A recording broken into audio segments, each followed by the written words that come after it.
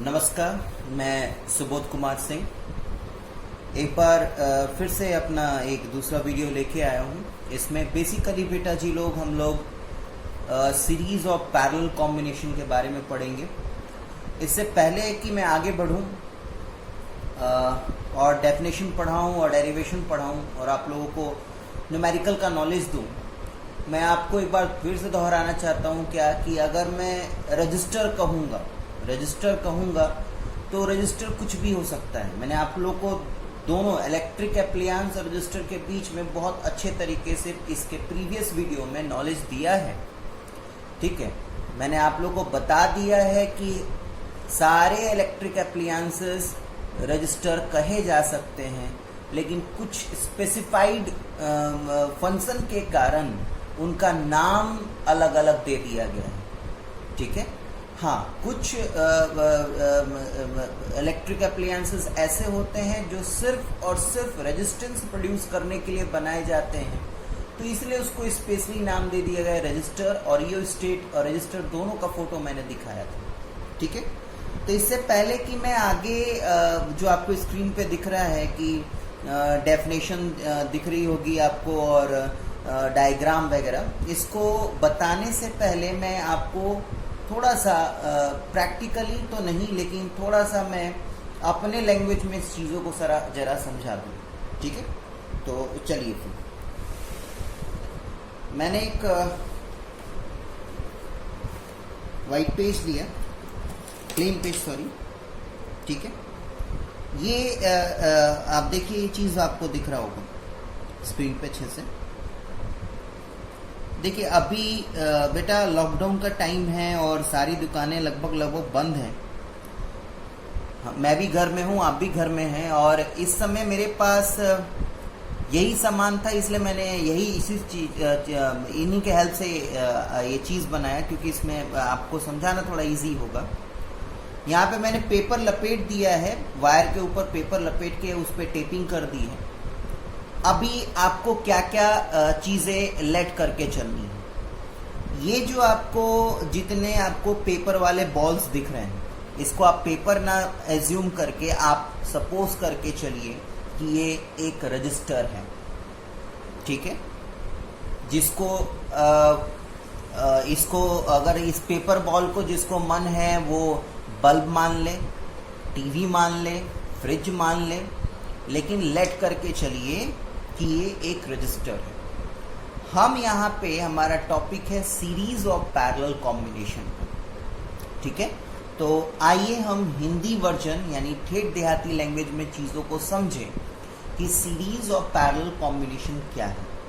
देखिए, ये आपको ये जो 3 रजिस्टर मैंने बनाए हैं, ये टेम्पररी बेसिस पे है। इसके लेंथ और इसके बनावट पे मत जाइएगा, कॉन्सेप्ट को समझने की कोशिश कीजिएगा। सीरीज कॉम्बिनेशन किसको कहते हैं? इससे पहले कि मैं सीरीज कॉम्बिनेशन में आगे बढ़ूं, आपको एक चीज़ मैं बता दूं कि कोई सा भी आप रजिस्टर उठाएं, उस रजिस्टर के 2 टर्मिनल मस्ट होते हैं।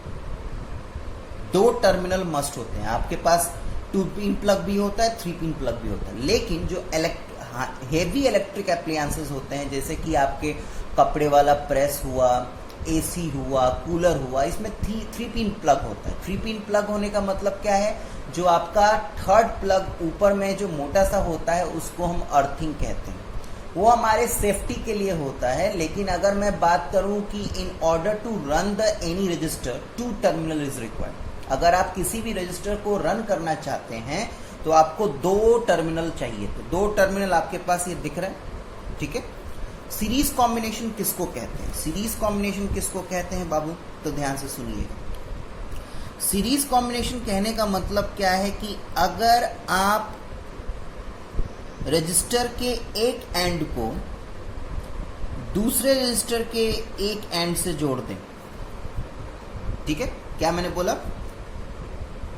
रजिस्टर के एक एंड को दूसरे रजिस्टर के एंड से जोड़ दें, तो this is called series combination. फिर से दोहराऊं, एक बार फिर से दोहराते हैं। अगर मैं एक रजिस्टर के एक एंड को दूसरे रजिस्टर के एंड से जोड़ दूं तो इसको हम सीरीज कॉम्बिनेशन कहते हैं। ध्यान रखिएगा, सीरीज कॉम्बिनेशन का सबसे बड़ा पहचान होता है कि सिर्फ और सिर्फ एक ही टर्मिनल दूसरे रजिस्टर के टर्मिनल से जुड़ा रहेगा। ठीक है, किसी भी हालत से इस रजिस्टर का दोनों टर्मिनल इस रजिस्टर के दोनों टर्मिनल से कनेक्टेड नहीं होगा। ठीक है, सीरीज कॉम्बिनेशन में एक रजिस्टर का एक ही एंड आप दूसरे रजिस्टर के एक एंड से जोड़ सकते हैं, सिर्फ एक। अब आती है पैरेलल कॉम्बिनेशन की बात। तो पैरेलल कॉम्बिनेशन में होता क्या है? पैरेलल कॉम्बिनेशन में होता क्या है कि अगर आपके रजिस्टर का दोनों एंड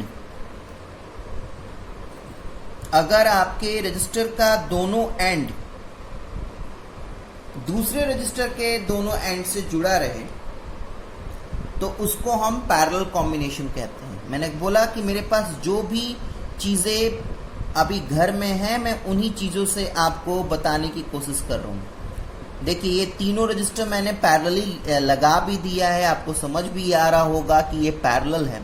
ठीक है, लेकिन इनके एंड्स एक दूसरे से जुड़े हुए नहीं है, इसलिए मैंने बगल से वायर लगा दिया ताकि आपको साफ साफ चीजें समझ में आए कि कैसे जोड़ दिया गया है। अच्छा, जो जुड़ा नहीं है उसको आप लेट कर लीजिए कि वो कनेक्टेड है।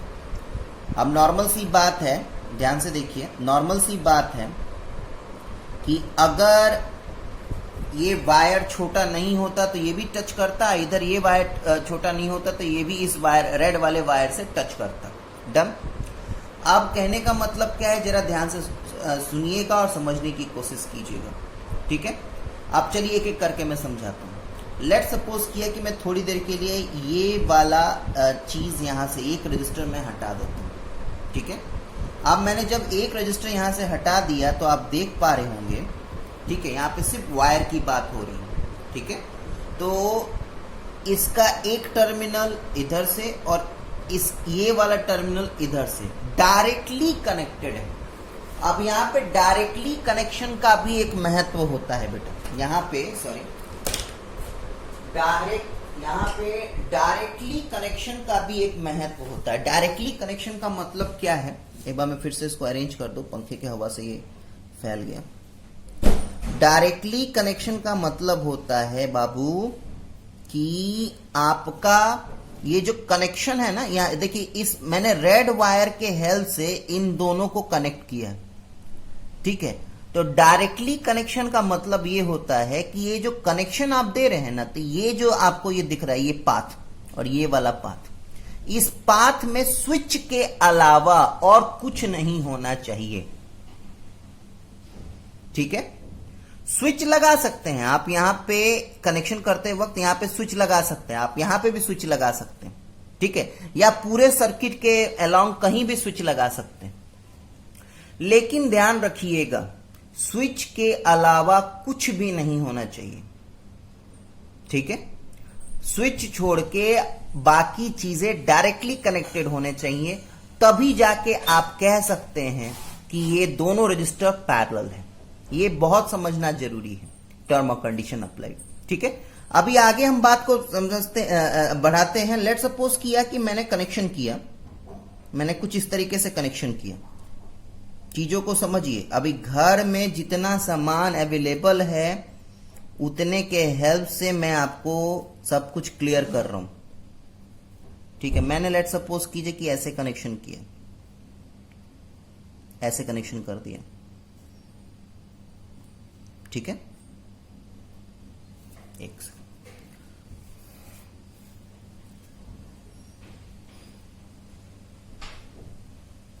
मैंने कुछ ऐसे कनेक्शन किया।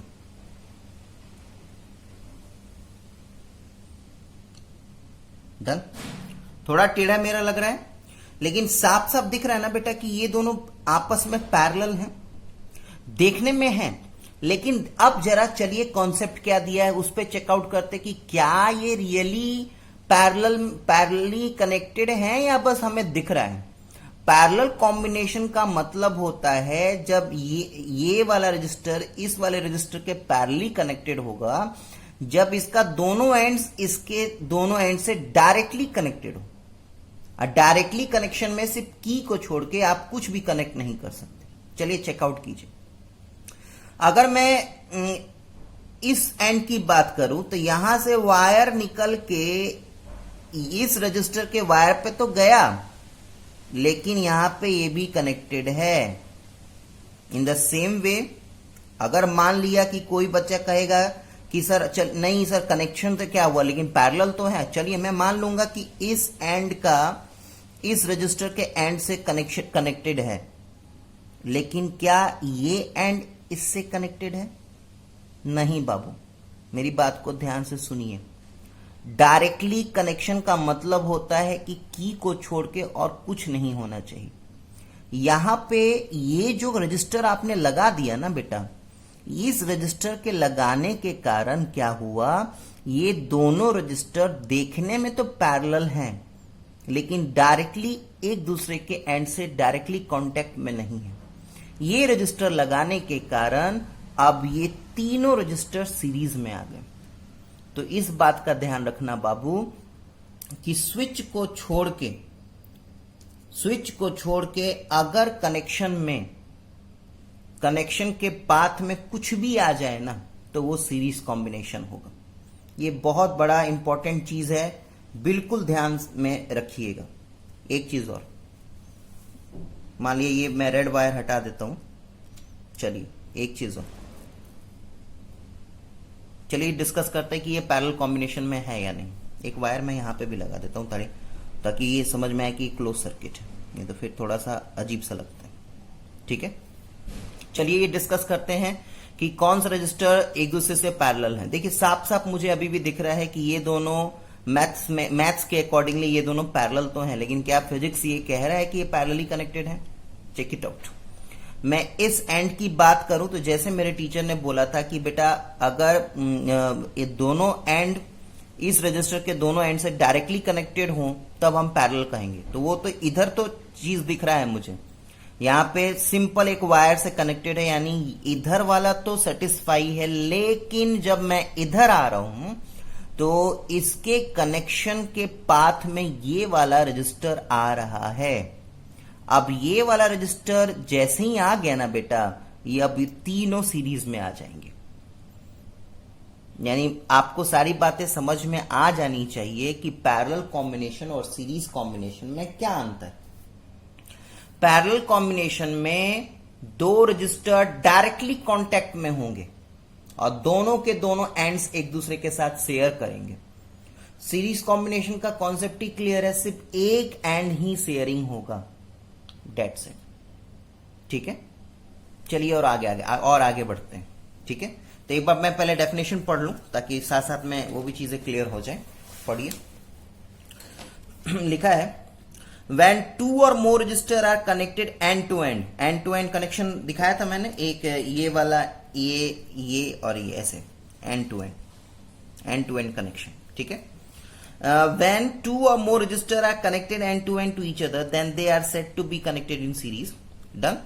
इधर पढ़िए, when two or more registers are connected simultaneously between 2 points to each other then they are said to be connected in parallel। ठीक है, बिटवीन 2 पॉइंट्स, यानी दोनों पॉइंट एक दूसरे से कनेक्टेड होना चाहिए, दोनों पॉइंट एक दूसरे से कनेक्टेड होना चाहिए। ठीक है, आपको ये पता चल रहा है ये क्या डायग्राम है। देखिए यहाँ पे इस तरीके से ही रजिस्टर को रिप्रेजेंट किया जाता है। तो मैंने 3 रजिस्टर लिया है, तीनों एक दूसरे से कनेक्टेड हैं। यहाँ पे मतलब एक ही एंड शेयरिंग कर रहे हैं। यहाँ पे देखिए 3 रजिस्टर कनेक्टेड हैं और तीनों के तीनों अपना सारे एक दूसरे से दोनों एंड शेयरिंग कर रहे हैं। अभी इस डायग्राम के बारे में और डिटेल में चलूंगा और आगे, पहले फिलहाल मैं आगे पहले इस चीज को क्लियर कर दूं ताकि मेरा फिर ये बचे। नेक्स्ट, हाँ अब एक लाइन से चलते हैं।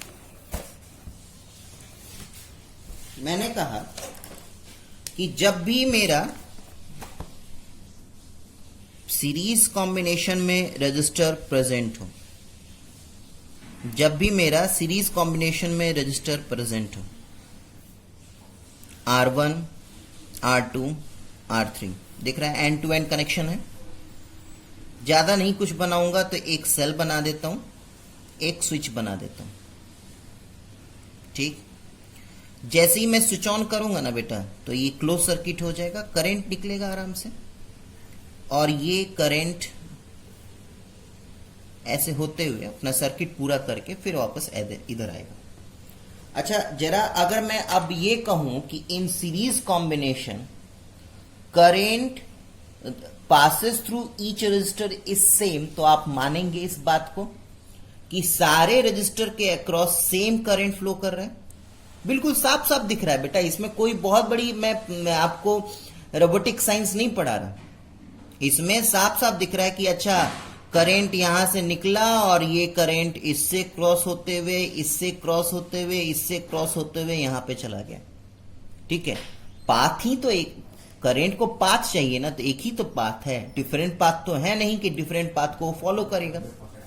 इन द सेम वे अब पैरेलल कॉम्बिनेशन को जरा मैं एक्सप्लेन करूंगा तो शायद और ज्यादा क्लियर होगा कि मैं क्या कहना चाह रहा हूं। जैसे पैरेलल कॉम्बिनेशन में मैंने ऐसे बना लिया डायग्राम, 3 रजिस्टर कनेक्ट कर दिया पैरेलल कॉम्बिनेशन में, ठीक, डन, 3 रजिस्टर लगा दिया पैरेलल कॉम्बिनेशन में, और एक सेल है, स्विच है, एक सेल एक स्विच, और इसका ऐसे कनेक्ट कर दिया। जैसे मैं की ऑन करूंगा करंट चलेगा यहां पे आते आते इस पॉइंट की बात कीजिए, अब क्या होगा? अब तो एक पाथ तो है नहीं, तो यहां पे क्या होगा बेटा, यहां पे ये जो आई करंट है वो अकॉर्डिंग टू रेजिस्टेंस, ठीक है, अकॉर्डिंग टू रेजिस्टेंस क्या होगा, स्प्लिट कर जाएगा। लेट सपोज कीजिए कि ये R1 है, ये R2 है, ये R3 है, तो 3 पाथ हो गया ना, तो तीनों पाथ में ये डिस्ट्रीब्यूट हो जाएगा। ठीक, ये I1, ये I2, ये I3, ठीक। फिर यहां पे ये पाथ को फॉलो करते हुए फिर यहां पे ये जुड़ जाएगा ऑटोमेटिकली, यहां पे I1 आ जाएगा, ये पास करके I2 यहां पे आ जाएगा, ये पास करके I3 यहां पे आ जाएगा, और यहां पे ये तीनों कंबाइंड को दोबारा से I बन जाएंगे, और फिर ये I अपने पाथ को फॉलो अप कर देगा। ये डिस्ट्रीब्यूशन कैसे होता है, उसके लिए आपको ओम्स लॉ की जानकारी होनी चाहिए। ठीक है, आइए मैं बताता हूं कैसे होता है। लेट सपोज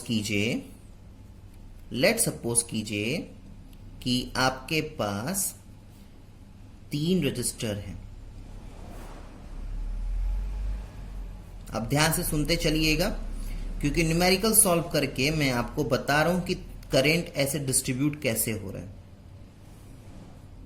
सब कुछ स्क्रीन पे साफ साफ दिख रहा है? हाँ जी, दिख रहा है। लेट सपोज कीजिए, हाँ एक चीज ध्यान में रखिएगा, इसको समझाने से पहले ये तो क्लियर हो गया। अच्छा, ये तो क्लियर हो गया ना बाबू कि सीरीज कॉम्बिनेशन में across each resistor current same होता है, पैरेलल कॉम्बिनेशन में across each resistor current different होता है। ठीक है, न्यूमेरिकली इस चीज को समझाना है, मैं समझा रहा हूं, लेकिन ये तो क्लियर हो गया। अच्छा, इससे आगे बढ़ने से पहले, न्यूमेरिकल से आगे बढ़ने से पहले एक चीज और मैं बता दूं, सीरीज कॉम्बिनेशन में करंट अगर सेम होता है तो पोटेंशियल डिफरेंस डिफरेंट होता है बेटा। पोटेंशियल डिफरेंस जो होता है वो डिफरेंट होता है, इस बात का ध्यान रखिएगा। ठीक है, ये भी क्यों होता है वो भी मैं बताऊंगा, लेकिन अभी रुक के एक एक करके सारी बातों को समझेंगे। अभी पहले मैं ये आपको न्यूमेरिकल सॉल्व करके बताऊंगा कि कैसे सीरीज कॉम्बिनेशन में एक ही करंट फ्लो करता है और पैरेलल कॉम्बिनेशन में डिफरेंट पाथ में डिफरेंट करंट फ्लो करता है। ठीक है, अभी ये फोकस कीजिए, और ये बस इस बात का ध्यान रखिएगा कि सीरीज कॉम्बिनेशन में वोल्टेज डिफरेंट होता है और पैरेलल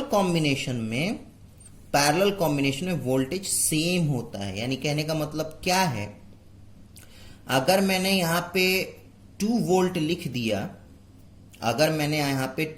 लिख दिया, तो ये तीनों रजिस्टर के अक्रॉस R1, R2 और R3 2 वोल्ट ही एक्ट करेगा।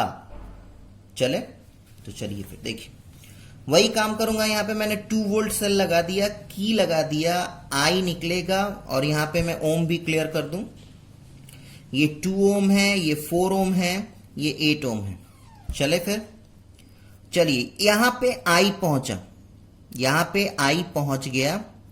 अब चलिए बात करते हैं कि अब कैसे डिस्ट्रीब्यूशन होगा। तो मैं बात करता हूं 2 ओम की, बस ओम्स लॉ याद होना चाहिए, सारा बच्चा सॉल्व कर लेगा। ये 2 ओम की बात कीजिए। 2 ओम के अगर मैं बात करूं तो बाबू रेजिस्टेंस कितना है 2 ओम का, सॉरी आर की वैल्यू कितनी है 2 ओम। वोल्टेज कितना है बेटा, मैंने क्या सिखाया था कि तीनों रजिस्टर के अक्रॉस पैरेलल कॉम्बिनेशन में सेम वोल्ट एक्ट करेगा, यानी 2 वोल्ट 8 ओम के अक्रॉस भी एक्ट करेगा, 4 ओम के भी अक्रॉस एक्ट करेगा, 2 ओम के भी अक्रॉस एक्ट करेगा। तो V कितना है बेटा, V मेरा 2 वोल्ट है। ओम्स लॉ के accordingly V is equal to I R पढ़ा बेटा, तो I इज इक्वल टू क्या हो जाएगा V अपॉन आर। V की वैल्यू कितनी है बेटा 2, और I की वैल्यू सॉरी R की वैल्यू कितनी है 2, यानी सॉल्व करके कितना आएगा बेटा 1, यानी इसके अक्रॉस जो करंट फ्लो करेगा वो 1 एम्पियर का करेगा। डन, क्लियर है, आगे बढ़े नेक्स्ट। अब 4 ओम के तरफ की बात करते हैं। ये 4 ओम दिख रहा होगा आपको, इसमें आइए, इसमें कैलकुलेशन कीजिए। आर की वैल्यू कितनी है 4 ओम, वोल्टेज की वैल्यू कितनी है 2 वोल्ट, आई निकालिए, तो I is equal to V upon R. ठीक, तो वी अपॉन आर यानी 2 अपॉन 4 यानी 1 अपॉन 2 एम्पियर, यानी इसके अक्रॉस जो वोल्टेज अक्रॉस, इसको डिवाइड कर देंगे तो यह आ जाएगा 0.5 एम्पियर का करंट इसके अक्रॉस फ्लो कर रहा है। धीरे धीरे चीजें समझ में आ रही हैं क्या मैं कहना चाह रहा हूं। चलिए 8 वोल्ट वाला भी क्लियर कर लें, सॉरी 8 ओम वाला भी। अब 8 ओम की अगर बारी आएगी तो 8 ओम आर आपका कितना हो जाएगा 8 ओम, V कितना आ जाएगा 2 वोल्ट, तो I कितना होगा बेटा, तो 2 अपॉन 8 यानी 1 अपॉन 4, यानी ये आ जाएगा बेटा 0.25 एम्पियर, यानी इसके अक्रॉस जो करंट फ्लो करेगा वो 0.25 एम्पियर का होगा। तो अब बातें समझ में आ रही हैं मैं क्या कहना चाह रहा हूं। तो अकॉर्डिंग टू रजिस्टर ये जो करंट है ये डिस्ट्रीब्यूट हो जाता है बेटा, ठीक है। और सीरीज कॉम्बिनेशन में ऐसा नहीं होता, क्योंकि सीरीज कॉम्बिनेशन में करंट जो होता है वो सेम पाथ उसको मिलता है, और इसी कारण वो करंट सेम पाथ को फॉलो अप करता है, ठीक है। तो यानी कहने का मतलब क्या है कि अब आपको सीरीज कॉम्बिनेशन क्लियर हो गया, पैरेलल कॉम्बिनेशन क्लियर हो गया, आपको ये पता चल गया कि सीरीज कॉम्बिनेशन में करंट सेम होता है, वोल्टेज डिफरेंट होता है across each resistor. Parallel combination में करंट डिफरेंट होता है, वोल्टेज सेम होता है अक्रॉस ईच रजिस्टर, ठीक है। हाँ, अब कुछ और बातें मैं बता रहा हूं, ध्यान से सुनिएगा। पैरेलल कॉम्बिनेशन में अब बात करते हैं हम, जैसे कि मान लिया कि मेरे से किसी बच्चे ने पूछा कि सर ये 2 ओम है, ये 4 ओम है, ये 8 ओम है, ठीक है, ये सर्किट में लगा हुआ है, तो सर इस सर्किट में टोटल कितना रेजिस्टेंस प्रोड्यूस होगा। तो ये जो टोटल रेजिस्टेंस की हम बात करेंगे ना बेटा, टोटल रेजिस्टेंस, तो टोटल रेजिस्टेंस की अगर मैं बात करूंगा तो उसको एडवांस लैंग्वेज में फिजिक्स में हम कहते हैं equivalent resistance. Equivalent resistance, equivalent resistance निकालने का फॉर्मूला क्या होता है, सीरीज कॉम्बिनेशन में सिंपली आपको जोड़ देना है R1 plus R2 plus R3, यानी जो जो ओम आपके पास प्रेजेंट है उसको जोड़ के लिख दीजिए। पैरेलल कॉम्बिनेशन में बेटा, पैरेलल कॉम्बिनेशन में आपको रेसिप्रोकल का जोड़ करना है।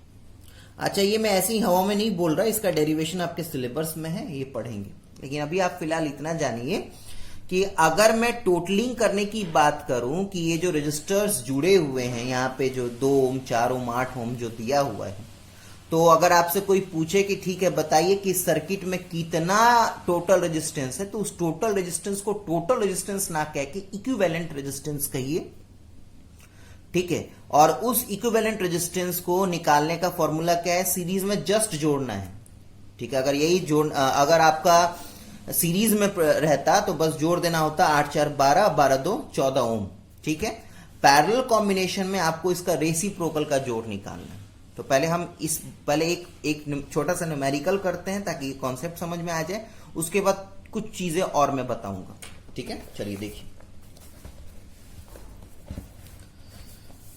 लेट सपोज किया कि मैंने पहले 2 ओम, 4 ओम और 8 ओम को सीरीज में जोड़ दिया, 2 ओम, 4 ओम, 8 ओम। अब छोटे से मैं एग्जांपल देके समझा रहा हूं बेटा, पूरा सर्किट नहीं बनाऊंगा, ठीक है। तो सीरीज कॉम्बिनेशन में क्या पढ़ाया गया है मुझे, सिंपली इसको जोड़ दीजिए, यानी आपका 14 ओम। यानी ये जो तीनों कॉम्बिनेशन है, जिस रजिस्टर के साथ, जिस सर्किट के साथ जुड़ेगा, उसमें टोटल जो रेजिस्टेंस, इक्विवेलेंट रेजिस्टेंस जो एक्ट करेगा वो 14 ओम का होगा। अब इसी चीज को अगर मैं पैरेलली जोड़ दूं,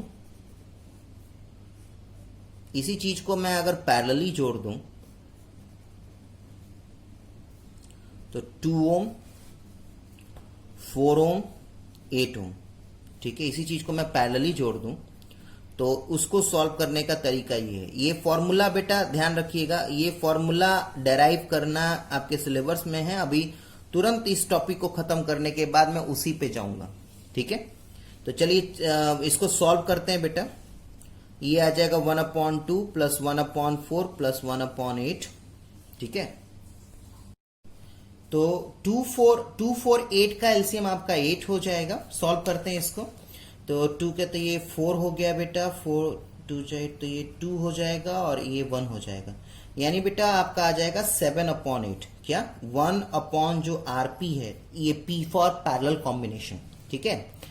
यानी अब मैं इसको रेसिप्रोकल करूंगा, यानी आरपी को डिनोमिनेटर में लाऊंगा, तो ऑब्वियसली है कि ये भी रेसिप्रोकल हो जाएगा।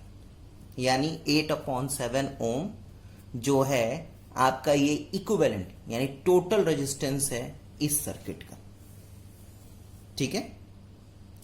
चलिए अब कुछ चीजें और समझिए। न्यूमेरिकल समझ में आ गया, मोटा मोटी समझ में आया। अभी इसका हम प्रूफ भी पढ़ेंगे कि इसमें इस तरीके से ही क्यों जोड़ रहे हैं और इसमें रेसिप्रोकल करके ही क्यों जोड़ रहे हैं। अभी इस न्यूमेरिकल सॉल्व करने के बाद क्या क्या कॉन्सेप्ट आपने सीखा उसको चेकआउट करते हैं। इस बात का ध्यान रखना बाबू, सीरीज कॉम्बिनेशन में जो टोटल यानी इक्विवेलेंट यानी आपका जो मैक्सिमम इफेक्टिव रेजिस्टेंस जो आएगा, क्या क्या नाम बोला मैंने, मैंने बोला, सुनिए ध्यान से, इसको हम टोटल रेजिस्टेंस भी कह सकते हैं, इसको हम क्या कहते हैं, मैक्सिमम इफेक्टिव रेजिस्टेंस भी कह सकते हैं, ठीक है।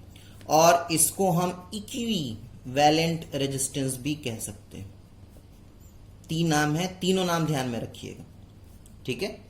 तो ध्यान रखिएगा, सीरीज कॉम्बिनेशन में जो टोटल रेजिस्टेंस होता है, जो मैक्सिमम इफेक्टिव रेजिस्टेंस होता है, जो इक्विवेलेंट रेजिस्टेंस जो होता है, वो हमेशा उस सीरीज कॉम्बिनेशन के सबसे बड़े वाले रेजिस्टेंस से भी बड़ा होता है। दोबारा रिपीट करूं, मैंने कहा कि जो आपका टोटल रेजिस्टेंस सीरीज कॉम्बिनेशन में निकालते हैं, वो जो आंसर आएगा वो आपके दिए हुए सीरीज कॉम्बिनेशन के सबसे बड़े वाले रेजिस्टेंस से भी बड़ा होगा। 14 आया ना, 14 8 से बड़ा है ना, यही चीज। आगे पैरेलल कॉम्बिनेशन में टोटल रेजिस्टेंस कह लीजिए, इक्विवेलेंट रेजिस्टेंस कह लीजिए, और नहीं तो यहां पे मैक्सिमम था ना, यहां पे आप बोलेंगे मिनिमम इफेक्टिव रेजिस्टेंस। एक्चुअली में ना बेटा, पैरेलल कॉम्बिनेशन में जो रेजिस्टेंस होता है वो मिनिमम होता है, ठीक है। ये चीज और थोड़ा अभी जब मैं हाउस होल्ड जो हमारे घरों में जो कनेक्शन होता है, हाउस होल्ड सर्किट जब पढ़ाऊंगा तो उसमें मैं समझाऊंगा कि जो पैरेलल कॉम्बिनेशन जो किया जाता है उसमें ओवरऑल जो सर्किट पे रेजिस्टेंस प्रोड्यूस होता है वो बहुत मिनिमम होता है। सीरीज कॉम्बिनेशन में जो है वो रेजिस्टेंस बढ़ाने के लिए किया जाता है। ठीक है, तो इस बात का ध्यान रखिएगा कि सीरीज कॉम्बिनेशन में यहां पे मैक्सिमम इफेक्टिव रेजिस्टेंस है, तो पैरेलल कॉम्बिनेशन में मिनिमम इफेक्टिव रेजिस्टेंस होगा। ठीक है, अब इसका जो आंसर होगा, जैसे इसको आप डिवाइड करेंगे ना, तो इसको डिवाइड करेंगे तो आपका आंसर आएगा 1.14 समथिंग कह रहा हूं। तो मैं क्या कहना चाह रहा हूं कि पैरेलल कॉम्बिनेशन में जो इक्विवेलेंट रेजिस्टेंस होगा, जो टोटल रेजिस्टेंस होगा, जो मिनिमम इफेक्टिव रेजिस्टेंस होगा, वो आपके कॉम्बिनेशन में प्रेजेंट सबसे छोटे वाले रेजिस्टेंस से भी छोटा होगा। 1.14 ओम आया ना, और इस पैरेलल कॉम्बिनेशन में सबसे छोटा रेजिस्टेंस किसका, रेजिस्टेंस कौन है, 2 ओम, उससे भी छोटा है। तो ये सारी चीजें आपको याद रखनी है, और यही सारी चीजें मैंने यहां पे जो अभी तक आप लोगों को बताया वो सब यहां पे लिख रखा है। अब एक बार बस रीड आउट करने की जरूरत है। मैंने आपको ये बताया बेटा कि सीरीज कॉम्बिनेशन में इक्विवेलेंट रेजिस्टेंस निकालने का ये फॉर्मूला है, और पैरेलल कॉम्बिनेशन में रेजिस्टेंस निकालने का ये फॉर्मूला है। ठीक, यहां पे अभी मैंने क्या बताया कि सीरीज कॉम्बिनेशन का जो टोटल रेजिस्टेंस होगा वो सीरीज कॉम्बिनेशन में प्रेजेंट सबसे बड़े वाले रेजिस्टेंस से भी बड़ा होगा, वो ये चीज है। The equivalent resistance is greater than the resistance of either resistor, this is also known as maximum effective resistance. Parallel combination का जब आप टोटल रेजिस्टेंस निकालेंगे, जिसको इक्विवेलेंट रेजिस्टेंस भी कहा जाता है, चाहे मिनिमम इफेक्टिव रेजिस्टेंस भी कहा जाता है, वो जो आएगा ना, वो आपके दिए हुए पैरेलल रेजिस्टेंस के सबसे छोटे वाले रेजिस्टेंस से भी छोटा होगा। पढ़िए, the equivalent resistance is less than the resistance of either resistor, this is also known as minimum effective resistance. Done. फिर मैंने ये बताया कि सीरीज कॉम्बिनेशन में करंट सेम होता है, the current through each resistor is same. इसका उल्टा वाइस वर्सा, क्या कि जो सीरीज पैरेलल कॉम्बिनेशन में करंट डिफरेंट होता है, और ये चीज अभी मैं आगे बताऊं उससे पहले आप यहां पे देख लीजिए। अभी न्यूमेरिकल सॉल्व किया था, आप देख रहे हैं 2 ओम है तो यहां पे 1 एम्पियर है, 4 ओम है यहां पे 0.5 एम्पियर है, 8 ओम है तो यानी यहां पे 0.25 एम्पियर है। यानी आप देख रहे हैं कि जैसे जैसे रेजिस्टेंस बढ़ रहा है करंट घट रहा है बाबू, और ये चीज ओम्स लॉ में चीख चीख के आप लोगों को कॉन्सेप्ट समझाया है मैंने।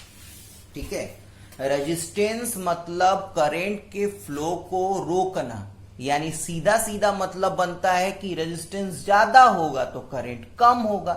इसमें बहुत बड़ा रोबोटिक साइंस नहीं है। अब वही चीज यहां पे मैंने लिखा भी है, the current from the source is greater then current through either register. ठीक है, नॉर्मल सी बात है कि अब ये जो देखिएगा, ये 1 एम्पियर, ये 0.5 एम्पियर और ये 0.25 एम्पियर। अब ये आया कहां से, ये आया इस आई से। यानी कहने का मतलब क्या है कि अगर मैं इसको जोड़ दूं, यानी इसको जोड़ दूं, तो इस आई का वैल्यू जो आएगा वो आएगा बेटा 1.75 एम्पियर आएगा। तो यहां पे अभी जो इंग्लिश मैंने पढ़ा उसका क्या मतलब है कि जो पैरेलल कॉम्बिनेशन में जो सोर्स से जो करंट निकलता है वो बाकी के अक्रॉस जो रजिस्टर के, बाकी रजिस्टर के अक्रॉस जो करंट फ्लो करता है उससे ज्यादा होता है। साफ साफ दिख रहा है बाबू, देखिए समझिए बात को। ठीक है, 10th क्लास में आ गए हैं आप लोग। The current from the source is greater than the current through either register. ठीक है, जो भी बैटरी से करंट निकल रहा है वो करंट जो है बाकी रजिस्टर के अक्रॉस जो करंट फ्लो कर रहे हैं उससे बड़ा होगा। क्यों बाबू? क्योंकि सोर्स है ये, इसी से तो निकल के ये तीनों में जा रहा है ना। ठीक है, आगे पढ़िए, वो पढ़ा रखा है पोटेंशियल डिफरेंस सीरीज कॉम्बिनेशन में डिफरेंट होता है, वाइस वर्सा मतलब जस्ट उल्टा, पैरेलल कॉम्बिनेशन में सेम होता है। ठीक है, चलिए, तो अभी तक हम लोगों ने सीरीज कॉम्बिनेशन और पैरेलल कॉम्बिनेशन का डेफिनेशन पढ़ लिया, कुछ जरूरी बातें भी समझ ली। अब इसके फॉर्मूले को डेराइव करते हैं। जैसे कि मैं क्या कहना चाह रहा हूं, अब मैं आपको लिख के और समझाऊंगा, ध्यान से देखेंगे सभी। ठीक है, मैंने कहा कि सभी ध्यान से देखेंगे।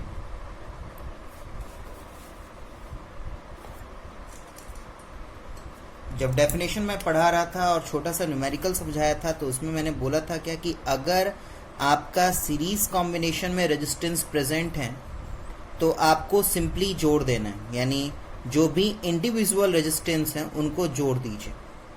ठीक है, तो आइए हम देखें कि ये फॉर्मूला जो मैं आपको बता रहा हूँ ये कहाँ से आया। ठीक है, तो चलिए आगे बढ़ते हैं।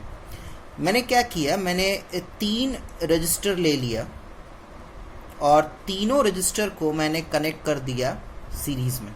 अभी मैं सीरीज समझा रहा हूँ, इसके तुरंत बाद मैं पैरेलल समझाऊंगा। इनको मैंने जोड़ दिया सीरीज में और इस रजिस्टर का जो रेजिस्टेंस है वो R1 है, इस रजिस्टर का जो रेजिस्टेंस है वो R2 है, इस रजिस्टर का जो रेजिस्टेंस है वो R3 है। अब ध्यान रखिएगा यहाँ पे मैं वर्ड यूज कर रहा हूँ, वैल्यू यूज करने पे डेरिवेशन नहीं होता। डेरिवेशन में हम थ्योरेटिकल वैल्यूज यूज करते हैं, कांस्टेंट टर्म यूज नहीं करते।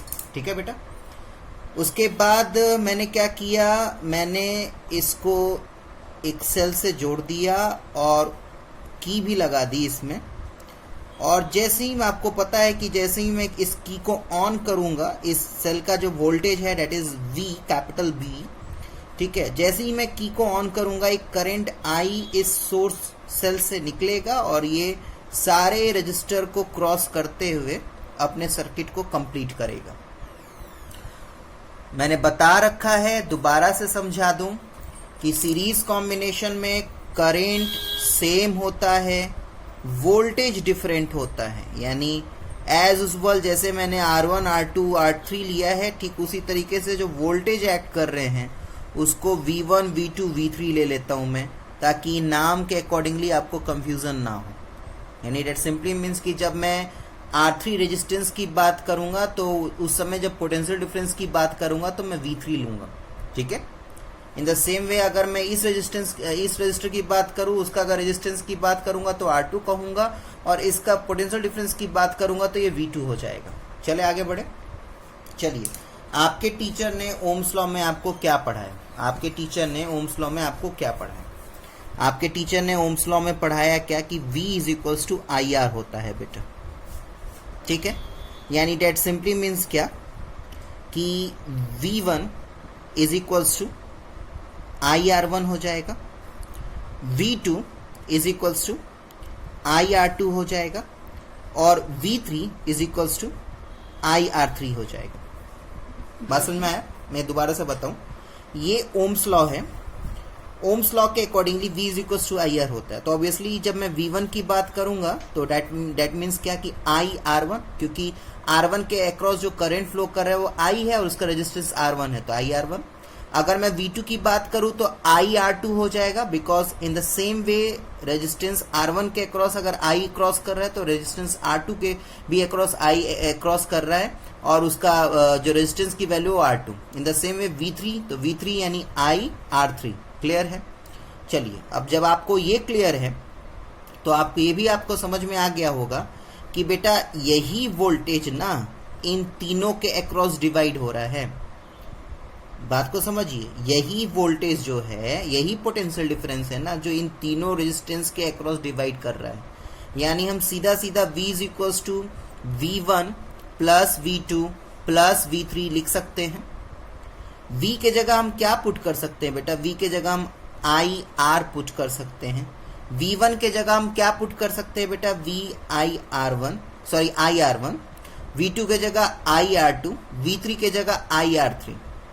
डन।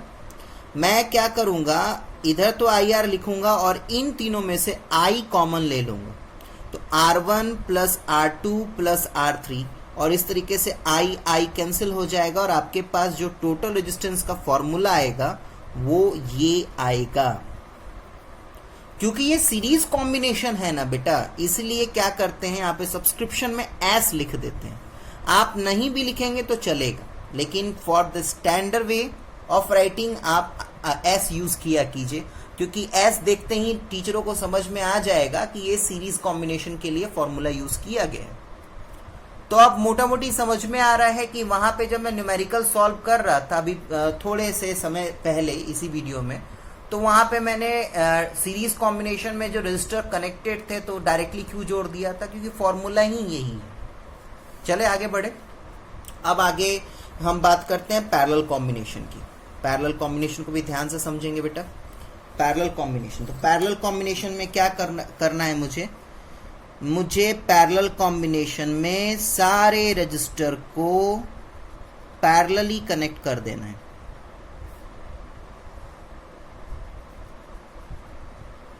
सारे रजिस्टर को पैरेलली कनेक्ट कर देना है, ठीक है। एक सेल लगा दूंगा, एक की लगा दूंगा, डन। इस सेल का जो पोटेंशियल डिफरेंस है वो V है।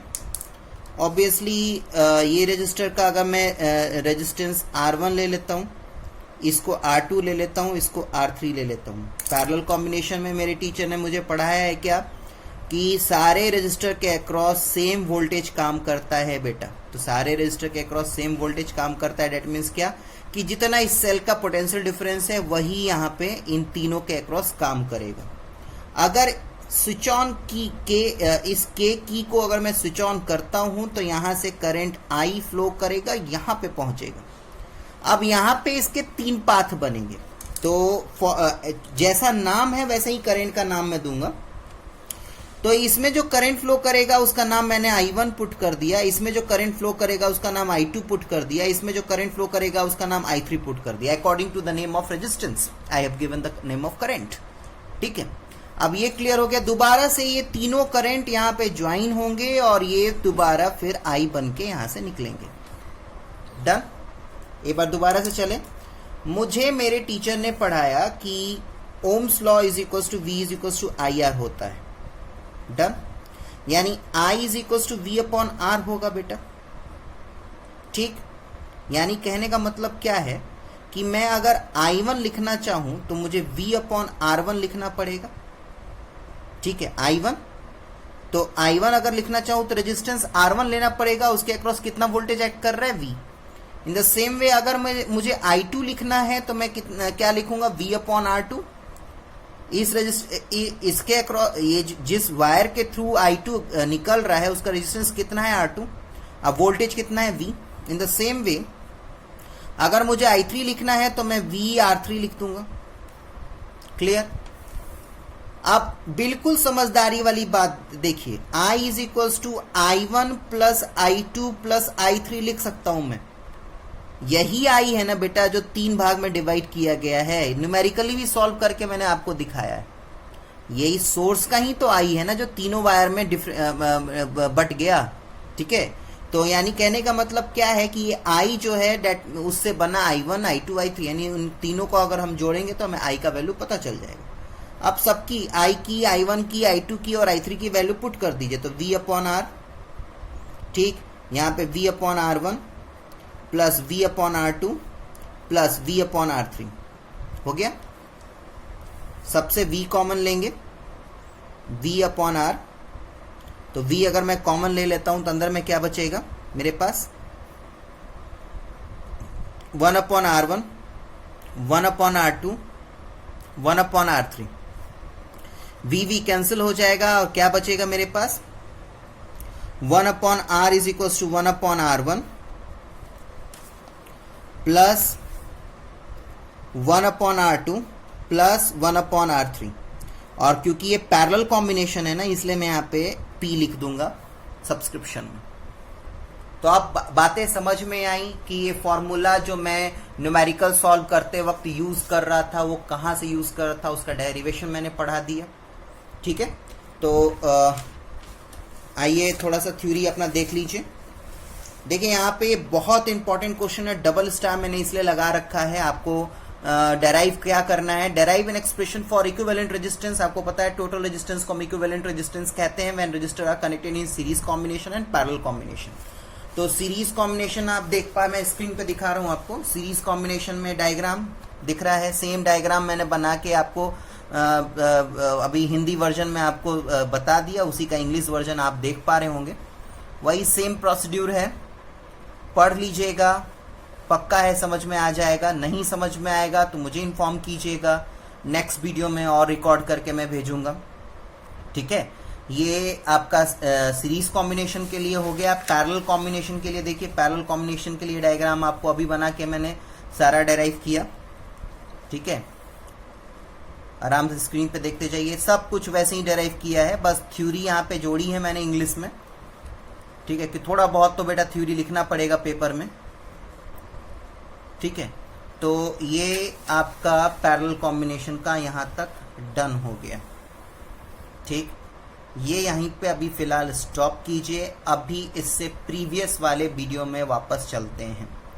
वहां पे मैंने एमीटर और वोल्ट मीटर के बारे में डिस्कस किया था, और वहां पे एमीटर और वोल्ट मीटर को बस डिस्कस करके मैंने कह दिया था कि बेटा जब मैं सीरीज और पैरेलल कॉम्बिनेशन पढ़ाऊंगा उस समय मैं एमीटर वोल्ट मीटर के बारे में बताऊंगा कि एमीटर को सीरीज कॉम्बिनेशन में ही क्यों डालते हैं और वोल्ट मीटर को पैरेलल ही क्यों कनेक्ट करते हैं। तो उसका जवाब, क्योंकि अब आप सीरीज और पैरेलल के बारे में जान चुके हैं तो उसको अब आपके पास समझने की कैपेसिटी आ चुकी है, अब आप आराम से उस चीज को समझ पाएंगे।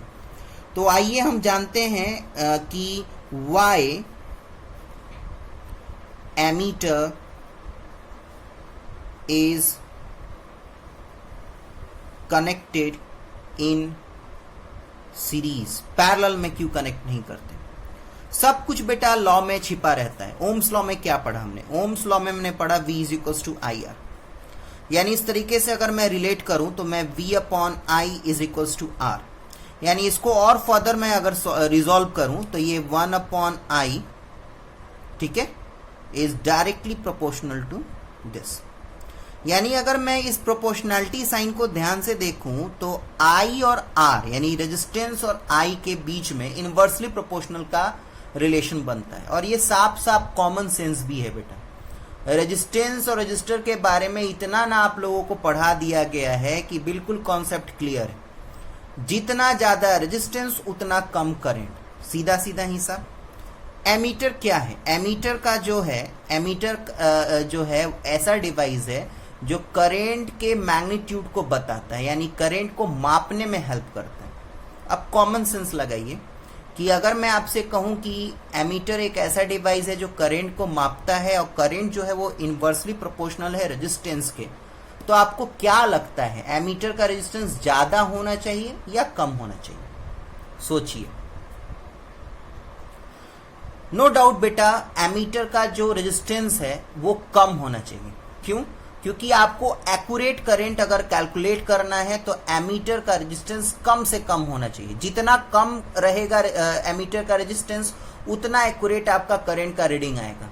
अगर आप रेजिस्टेंस बढ़ा देंगे ना तो सर्किट रेजिस्टेंस बढ़ा देंगे, डेट मीन्स कि एमीटर का अगर रेजिस्टेंस बढ़ाते हैं आप तो ऑटोमेटिकली है कि वो करंट के प्रभाव को अफेक्ट करेगा, उसको कम करेगा, यानी जो रीडिंग आएगी वो कम में आएगी और एक्चुअल जो सर्किट में करंट फ्लो कर रहा है वो ज्यादा होगा। डन। इसी बेस पे आपको पढ़ाई चीजों को बताया जा रहा है। एक बार दोबारा से सुनिए मैं क्या कहना चाह रहा हूं। आपको ओम्स लॉ के अकॉर्डिंगली मैं चलूं तो I is inversely proportional to resistance. Done. अब I जो है वो इनवर्सली प्रोपोर्शनल है रेजिस्टेंस के। इधर एमीटर जो है वो करंट को मेजर करने में हेल्प कर रहा है। डेट मीन्स क्या कि ये एमीटर जो है वो करंट के फेवर में होना चाहिए, रेजिस्टेंस के फेवर में नहीं। तो अब करंट के फेवर में होना चाहिए, डेट मीन्स कि रेजिस्टेंस उसका कम से कम होना चाहिए। डन। आप रेजिस्टेंस उसका कम से कम अगर आपको आप रखेंगे तभी जाके उसमें सही तरीके से रीडिंग आएगा। डन। अब चलिए ये क्लियर हो गया कि एमीटर का रेजिस्टेंस कम होना चाहिए। क्या? एमीटर का रेजिस्टेंस कम होना चाहिए। ये कॉन्सेप्ट क्लियर हो गया कि एमीटर का रेजिस्टेंस क्यों कम होना चाहिए। एमीटर का रेजिस्टेंस इसलिए कम होना चाहिए क्योंकि वो करंट को मेजर करता है और करंट को फेवर करता है, डेट मीन्स कि उसका रेजिस्टेंस कम होना चाहिए। डन। अब रेजिस्टेंस कम होना चाहिए। अब आइए इसका अपोजिट, हमें क्या बोला जा रहा है कि एमीटर को आप सीरीज में जोड़िए। अब एक काम कीजिए, आप सीरीज में ना जोड़ के इसके अपोजिट चलिए। जैसे हम लोग मैथ्स में 9th क्लास में आप लोग को याद होगा कि proof that √2 is a irrational number. तो हमने क्या किया था, पहले प्रूफ करने से पहले हमने क्या किया था कि √2 को रैशनल नंबर मान लिया, उसके बाद प्रूफिंग की, उसके बाद लास्ट में हमने बोला क्या कि हमारा हाइपोथेसिस जो था वो रॉन्ग था, इसलिए √2 एक रैशनल नंबर नहीं है, वो इरेशनल नंबर है। वही काम यहाँ पे हम प्रोसीड्यूर हेल्प करेंगे। हमें बोला गया एमीटर को सीरीज में कनेक्ट करने के लिए हम पैरेलली कनेक्ट करेंगे, और ये भी साथ में ध्यान में रखेंगे कि एमीटर का रेजिस्टेंस कम होना चाहिए। अब चलिए, ये मेरा, मैं ज़्यादा लंबा रजिस्टर नहीं सर्किट नहीं बनाऊंगा, मैं 2 रेजिस्टेंस कैलकुलेट यहाँ पे सिंपली जोड़ दूंगा, एक R1 और एक R2। स्क्रीन पे दिख रहा है सभी इसको? हाँ, बिल्कुल साफ दिख रहा है। फिर मैं उसको सेल से कनेक्ट कर दूंगा जिसका पोटेंशियल V है, और एक की जोड़ दूंगा। ठीक है, डन। ध्यान रखिएगा एमीटर का रेजिस्टेंस कम होना चाहिए। लेट सपोज किया कि ये 2 ओम है, ठीक, ये 3 ओम है। जो अच्छे क्वालिटी का जो एमीटर आता है वो कहा जाता है कि उसका रेजिस्टेंस 0 के बराबर होता है। अब नॉर्मल सी बात है, ये तो थोड़ा इम्पॉसिबल सा लग रहा है, ये एक आइडियल कॉन्सेप्ट है, लेकिन अगर बहुत ज़्यादा वो रेजिस्टेंस प्रोड्यूस करेगा ना, उसको मैंने अब क्या कहा, मैंने क्या किया कि मैंने एमीटर को पैरेलली कनेक्ट कर दिया, सीरीज में ना करके पैरेलली कनेक्ट कर दिया। ठीक, अब जो मैक्सिमम एक गुड क्वालिटी का जो एमीटर होगा वो मैक्सिमम रेजिस्टेंस जो प्रोड्यूस करेगा वो 0.01 ओम से भी कम होगा। अपने वर्ड पे ध्यान रखिएगा, एक अच्छे क्वालिटी का एमीटर जो है वो 0.01 के बराबर नहीं कहा मैंने, 0.01 ओम से भी कम रेजिस्टेंस प्रोड्यूस करेगा। अब क्या है, अब क्या होगा कि जैसे ही आप की ऑन करेंगे ना, तो की ऑन करते ही क्या होगा, ये आई, ये इधर ना जाके इधर ना जाके, क्योंकि देखिए बहुत ज्यादा यहां पे गैप हो गया, यहां पे 0.0 ओम यानी ऑलमोस्ट 0 के बराबर, यहां पे 2 ओम है, यहां पे 3 ओम है, और करंट जो है वो इनवर्सली प्रोपोर्शनल होता है रेजिस्टेंस के, यानी करंट वो पाथ को फॉलो अप करेगा, करंट उस पाथ को फॉलो अप करेगा जो कि लो रेजिस्टेंस वाला है। यानी कहने का मतलब क्या है कि ये जो करंट जो है मैक्सिमम अमाउंट में, आई जो है उसका मैक्सिमम, आई मैक्स, उसका मैक्सिमम अमाउंट इस एमीटर के थ्रू फ्लो कर जाएगा, बटेगा। नो डाउट कि करंट पैरेलल सीरीज में करंट बढ़ता है, लेकिन क्योंकि एमीटर का सबसे ज्यादा कम रेजिस्टेंस है, इसी कारण मैक्सिमम इस आई का वैल्यू इसमें फ्लो करेगा। और मैं आपको बता दूं, एमीटर बहुत ही डेलिकेटेड डिवाइस होता है बेटा, ज्यादा अमाउंट में करंट फ्लो किया ना तो कहानी खत्म है एमीटर का। ठीक है, इसीलिए अब हमें एमीटर को भी बचाना है और हमें करंट की रीडिंग भी लेनी है। इसीलिए क्या करते हैं कि किसी भी रेजिस्टेंस के अक्रॉस, अब मुझे इस रेजिस्टेंस के अक्रॉस अगर करंट मापना है तो इसी के अक्रॉस मापना है ना बेटा, इसी के अक्रॉस मापना है, तो मैं इसको पैरेलली क्यों कनेक्ट करूंगा। अगर पैरेलली कनेक्ट कर दिया ना बेटा, तो एमीटर एक एमीटर के अक्रॉस भी करंट फ्लो करने लगेगा इंडिविजुअली। आप समझ रहे हैं ना, यहाँ पे एक और रजिस्टर टाइप से आपने लगा दिया। अब नॉर्मल सी बात है कि ये जो आई निकल के आएगा वो सिर्फ इसमें नहीं और इसमें नहीं जाएगा, वो इसमें भी फ्लो करने लगेगा। और ऐसा हो सकता है कि आपका एमीटर को नुकसान भी कर दे। आपको कैलकुलेट किसके अक्रॉस करना था, R1 के अक्रॉस, और आपने क्या किया कि उसको नुकसान कर दिया। यानी कहने का मतलब क्या है कि सबसे प्रिकॉशन वे है, सबसे सेफ वे है कि आप एमीटर को यहाँ पे कनेक्ट करें। ठीक है, एमीटर को यहाँ पे आप जब कनेक्ट करेंगे और इसमें से लेट सपोज किए कि I1 करंट यहाँ पे फ्लो कर रहा है और एमीटर का जो रेजिस्टेंस है वो बिल्कुल ना के बराबर होता है बेटा, तो इस रेजिस्टेंस से जो निकल के यहाँ पे पहुंचेगा ना, वही रीडिंग आपको ये दिखाएगा। और आपको भी तो यही चाहिए ना, आपको भी तो यही चेक करना है कि R1 के अक्रॉस कितना करंट फ्लो कर रहा है। In the same way R2 के अक्रॉस कितना करंट फ्लो कर रहा है, तो ऑब्वियसली यहाँ पे कनेक्ट कर दीजिए आप एमीटर को, यानी R2 के साथ सीरीज में कनेक्ट कीजिए, क्योंकि एमीटर का रेजिस्टेंस बिल्कुल ना के बराबर होता है, तो ये कोई भी इफेक्ट I2 पे नहीं डालेगा, ना के बराबर डालेगा, और आपको पता चल जाएगा क्या कि आपको आप क्या इस रजिस्टर के अक्रॉस कितना करंट फ्लो कर रहा है। अगर यहाँ पे कोई बच्चा कनेक्ट करता है बेटा, यहाँ पे कोई बच्चा कनेक्ट करता है, तो उसको पर्टिकुलरली रजिस्टर के अक्रॉस कितना करंट फ्लो कर रहा है वो नहीं पता चलेगा। यहाँ पे अगर जोड़ दूंगा तो R1 के अक्रॉस कितना फ्लो कर रहा है नहीं पता चलेगा, R2 के अक्रॉस कितना फ्लो कर रहा है नहीं पता चलेगा, वो इसका वैल्यू दिखाने लगेगा। अगर एमीटर आपका मान लिया कि नहीं फूकता है, बच जाता है, तो वो इसका वैल्यू बताएगा, I1 का और I2 का वैल्यू नहीं बताएगा। तो आई होप कि आपको बातें समझ में आ रही हैं कि एमीटर को सीरीज में हम क्यों नहीं कनेक्ट कर सकते। अब आइए बात करते हैं कि हम वोल्ट मीटर को क्यों नहीं कनेक्ट कर सकते ये सीरीज में। क्या क्वेश्चन था कि why voltmeter can't be connected in series. ठीक, चलें। ओम्स लॉ में पढ़ाया गया V is equal to I R, I को हटा दीजिए, यानी V is directly proportional to R. यानी जितना ज्यादा रेजिस्टेंस उतना ज्यादा वोल्टेज, यानी अगर इस वोल्ट मीटर को अच्छे से काम करना है, यानी वोल्ट मीटर का रेजिस्टेंस ज्यादा होना चाहिए। क्या? वोल्ट मीटर का रेजिस्टेंस ज्यादा होना चाहिए। वोल्ट मीटर का रेजिस्टेंस ज्यादा होना चाहिए। अब वोल्ट मीटर का रेजिस्टेंस बाबू अगर ज्यादा होगा तब क्या होगा देखिए।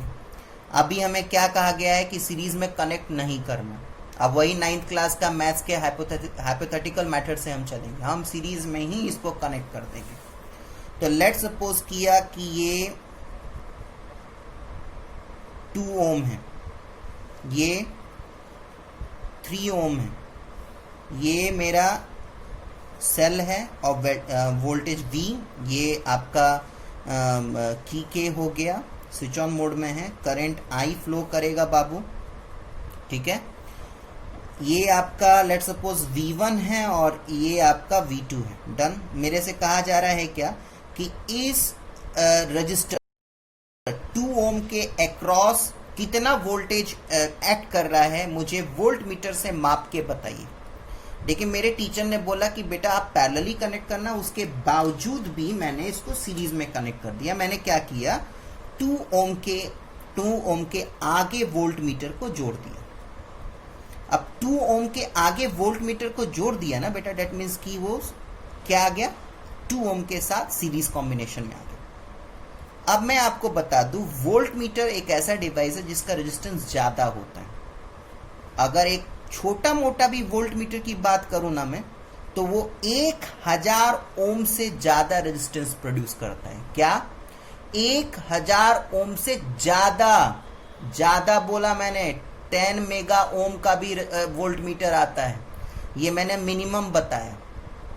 अब क्या होगा, क्योंकि वोल्ट मीटर का रेजिस्टेंस इतना ज्यादा होता है, अगर आपने गलती से भी सीरीज में उसको जोड़ा तो ये जो करंट आई है ना, वो यहां तक तो फ्लो करेगा। अब फ्लो करने के बाद यहीं पे रुक जाएगा, क्योंकि ये 1000 ओम का रेजिस्टेंस इसको आगे बढ़ने ही नहीं देगा बाबू। अब आगे 1000 ओम रेजिस्टेंस होने के कारण करंट आगे बढ़ने ही नहीं देगा, तो डेट मीन्स कि क्या, ये जो सर्किट है ये ओपन होने के बावजूद भी क्लोज होने के बावजूद भी ये ओपन सर्किट हो जाएगा। अब जब ओपन सर्किट हो जाता है ना, तो करंट फ्लो ही नहीं करेगा। तो जब करंट फ्लो ही नहीं करेगा तो वोल्टेज कहां से कैलकुलेट करेंगे। डन, बात समझ में आया। तो इसीलिए कहा जाता है कि आपको अगर पोटेंशियल डिफरेंस कैलकुलेट करना है तो उसको आप पैरेलली कनेक्ट कीजिए।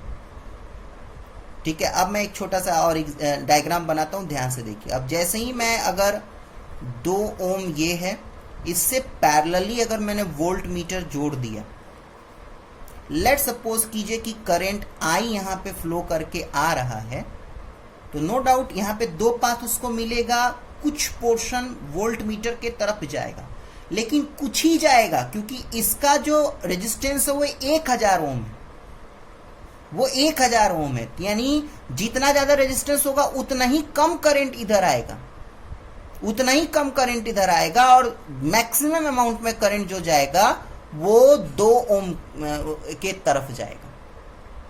तो ऐसे क्या होगा कि आपका सर्किट भी सेफ रहेगा और आपको वोल्टेज भी कैलकुलेट आराम से आप कर पाएंगे। तो आशा है कि लगभग आप लोगों को समझ में आया होगा कि एमीटर को सीरीज और पैरेलली क्यों कनेक्ट नहीं कर सकते, सॉरी सीरीज में कनेक्ट करते हैं, और वोल्ट मीटर को हम पैरेलल ही क्यों कनेक्ट करते हैं। जो मैंने बताया है बेटा वही चीज मैं यहाँ पे आपको वही चीज मैंने यहाँ पे लिखा भी है, एक बार पढ़ लीजिएगा। जो मैंने अभी बताया ना हिंदी में, वही चीज मैंने यहाँ पे जो एमीटर के बाद जो मैंने लिखा है why ammeter is connected in series, वही चीज आपको यहाँ पे मैंने इंग्लिश में लिखा है। ठीक है, डन। वैसे ही जब आप जो मैंने अभी बताया, तो यहाँ पे आप पढ़ेंगे ना कि why voltmeter connected in parallel, तो जो मैंने बताया वही चीज मैंने यहाँ पे इंग्लिश में लिखा है बेटा। ठीक है, समझिए। अगर बाई चांस नहीं समझ में आता है तो मुझे बताइएगा, मैं नेक्स्ट वीडियो में और इसको अच्छे तरीके से एक्सप्लेन करूंगा। आगे बात करते हैं क्या कि अब 2 क्वेश्चन इस टॉपिक के और रह गए कि right disadvantage of series combination. Series combination का डिसएडवांटेज क्या है। ठीक है, देखिए किसी भी चीज का एडवांटेज और डिसएडवांटेज दोनों होता है, लेकिन अब वो डिपेंड करता है कि हम सबसे ज्यादा बात करते हैं कि वो maximum day to day life में कौन सबसे ज्यादा फायदा। जैसे मान लिया सीरीज कॉम्बिनेशन की जब बात करें ना, तो सीरीज कॉम्बिनेशन जो होता है मैक्सिमम केसेस में डिसएडवांटेज का रोल अदा करता है। तो इसीलिए, और कहीं कहीं पे डिसएडवांटेज उसका एडवांटेज भी है, कहीं कहीं पे उसका एडवांटेज भी है। ठीक है, तो लेकिन उसके एडवांटेज से ज्यादा उसका डिसएडवांटेज है, इसलिए हम सबसे ज्यादा उसके डिसएडवांटेज के बारे में पढ़ते हैं। वहीं पे अगर मैं पैरेलल कॉम्बिनेशन की बात करूं, तो पैरेलल कॉम्बिनेशन का डे टू डे लाइफ में एडवांटेज ज्यादा है, तो इसलिए हम पैरेलल कॉम्बिनेशन का हम एडवांटेज पढ़ेंगे, डिसएडवांटेज नहीं पढ़ेंगे। तो सीरीज कॉम्बिनेशन का सबसे पहला डिसएडवांटेज क्या है? क्या है सीरीज कॉम्बिनेशन का सबसे पहला डिसएडवांटेज? ध्यान से देखिएगा स्क्रीन पे। जैसे कि मान लिया कि मैंने 2 रजिस्टर जोड़ा, ठीक, R1 R2 दोनों को सेल से जोड़ दिया। जैसे ही मैंने की ऑन किया, यहां से करंट आई निकलेगा और पूरा सर्किट ऐसे फ्लो करता रहेगा। एनी हाउ अगर इन दोनों में से कोई एक रजिस्टर अगर काम करना बंद कर देता है, लेट सपोज कीजिए कि R2 काम करना बंद कर देता है, तो R2 काम करना बंद कर देता है, यानी पता है एक्चुअल में क्या होगा? R2 काम करना बंद कर देगा, यानी कहने का मतलब क्या है कि ये सर्किट कुछ इस तरीके से हो जाएगा। ठीक है बेटा, वो दिखेगा कि यहाँ पे R2 लगा हुआ है, लेकिन काम तो नहीं कर रहा है ना। तो स्विच ऑन होने के बावजूद भी करंट सर्किट में फ्लो नहीं करेगा, क्योंकि अब ये काम नहीं कर रहा, तो यानी ये पूरा इस सर्किट को ब्रेक कर देगा। तो सीरीज कॉम्बिनेशन में यही होता है। जो दिवाली में हम चाइनीज बल्ब लगाते हैं ना, वो सीरीज कॉम्बिनेशन में होता है। आपने देखा होगा कि अगर एक भी बल्ब अगर खराब हुआ ना, तो पूरा का पूरा वो जो हमारा पूरा सीरीज होता है वो सब कुछ ऑफ हो जाता है। वहीं पे अब इसके ऊपर पैरेलल कॉम्बिनेशन का एडवांटेज क्या है? तो देखिए, लेट सपोज किया कि मैंने 2 ही रजिस्टर को पैरेलली कनेक्ट किया, 2 ही रजिस्टर को मैंने पैरेलली कनेक्ट किया, R1 R2, ये मैंने सेल लगा दिया। ठीक, अब जैसे मैंने यहां पे ये पोटेंशियल V है, नॉर्मल सी बात है कि I यहां से निकलेगा तो इसमें I1 और इसमें I2 फ्लो करेगा। एनी हाउ लेट सपोज किया कि एनी हाउ R2 इसमें भी काम करना बंद अगर कर भी देता है, दिख रहा है ना आपको? तो इसको आप ढक भी दीजिए, मतलब इसको हटा दीजिए। नहीं हटा, अगर मैं उंगली रखूंगा तो आपको दिखेगा नहीं। तो आप बात को समझ रहे हैं ना? अगर इसको आप थोड़ी देर के लिए खत्म भी कर दीजिए तब भी करंट को पूरा प्रॉपर पाथ, क्लोज पाथ मिलेगा ट्रैवल करने के लिए। यानी कहने का मतलब क्या है, इसको किक ऑन कर दीजिए। यानी कहने का मतलब क्या है कि R2 काम नहीं भी करेगा ना तब भी आपका R1 कंटिन्यूसली काम करता रहेगा। और इसी कारण घरों में जो हम लोग का वायरिंग किया रहता है वो आपका पैरेलल कॉम्बिनेशन होता है। आपने देखा होगा कि अगर आपका घर का एक सॉकेट खराब हो गया तो इसका ये मतलब नहीं कि आपके सारे सॉकेट्स खराब हो जाएंगे, ठीक है। दैट सिंपली मीन्स कि वो पैरेलली कनेक्टेड है। अगर वो सारे घर के सॉकेट अगर सीरीज में कनेक्टेड हो गए हैं, अगर एक भी कनेक्शन खराब हुआ तो सारा का सारा सॉकेट चेक करना पड़ेगा, बनवाना पड़ेगा। डन। तो ये सबसे बड़ा ये चीज है। दूसरा चीज क्या है कि हर एक इलेक्ट्रिक एप्लियंस का ना बेटा एक रेजिस्टेंस प्रोड्यूस करने की कैपेसिटी होती है। In the same way normal सी बात है कि जितना रेजिस्टेंस होगा उसी के अकॉर्डिंगली उसके अक्रॉस पोटेंशियल डिफरेंस भी होना चाहिए, उसी के अकॉर्डिंगली उसके अक्रॉस करंट भी फ्लो करना चाहिए। तो लेट सपोज किया कि मैंने हीटर को अब बल्ब को सीरीज में जोड़ दिया। मैंने हीटर को अब बल्ब को सीरीज में जोड़ दिया। अब आप समझदार हैं। हीटर को चलाने के लिए ज्यादा अमाउंट में इलेक्ट्रिक एनर्जी चाहिए, ज्यादा अमाउंट में इलेक्ट्रिक एनर्जी चाहिए। बल्ब को चलाने के लिए कम अमाउंट में इलेक्ट्रिक एनर्जी चाहिए। सीरीज कॉम्बिनेशन में करंट सेम ही होता है। तो अगर लेट सपोज किया कि हमने हीटर को चलाने के चक्कर में अगर यहां पे ज्यादा करंट सप्लाई दिया तो यही ज्यादा करंट ये बल्ब में भी जाएगा और ये बल्ब को खत्म कर देगा, ठीक है। तो आप चाह के भी सीरीज कॉम्बिनेशन के कॉन्सेप्ट को अपने डे टू डे लाइफ में, अपने हाउस होल्ड में नहीं अप्लाई कर सकते। तो यही यहां पे मैंने लिखा भी है, पढ़िए आराम से। In this combination if any of the component fail to work then the circuit will break and none of the component will work. और सेकेंड में वही चीज है जो हीटर और बल्ब का मैंने दिया था। It is not possible to connect a bulb और a heater in series because they need different value of current to operate properly. वहीं पे नेक्स्ट आप क्वेश्चन पढ़ेंगे कि explain why parallel combination is needed in household circuit. क्योंकि अभी मैंने आपको बताया ही कि पैरेलल कॉम्बिनेशन का सबसे बड़ा हेल्प क्या है कि अगर उसमें एक रजिस्टर या एक इलेक्ट्रिक एप्लियंस काम करना बंद भी कर देता है ना बेटा, तो करंट का पाथ ओपन नहीं होता, वो तब भी क्लोज होता है और दूसरे इलेक्ट्रिक एप्लियंस काम करते रहते हैं। वही चीज यहाँ पे आप पढ़िए, वही चीज आपको मिलेगा। Parallel combination of a resistance is highly useful in a circuit used in daily life as the circuit use have component of different resistance requiring different amount of current. Done? ठीक है। अब यही हीटर को और bulb को, ये जो मैंने हीटर और बल्ब को यहाँ पे सीरीज में जोड़ा है, अगर वही हीटर को और बल्ब को मैं पैरेलल जोड़ता, ठीक, इसका अपना पर्टिकुलर रेजिस्टेंस है, तो यहां से सोर्स से जो करंट निकल के आ रहा है, ये करंट जो निकल के आ रहा है, अब ये अकॉर्डिंग टू रेजिस्टेंस यहां पे डिस्ट्रीब्यूट कर जाएगा।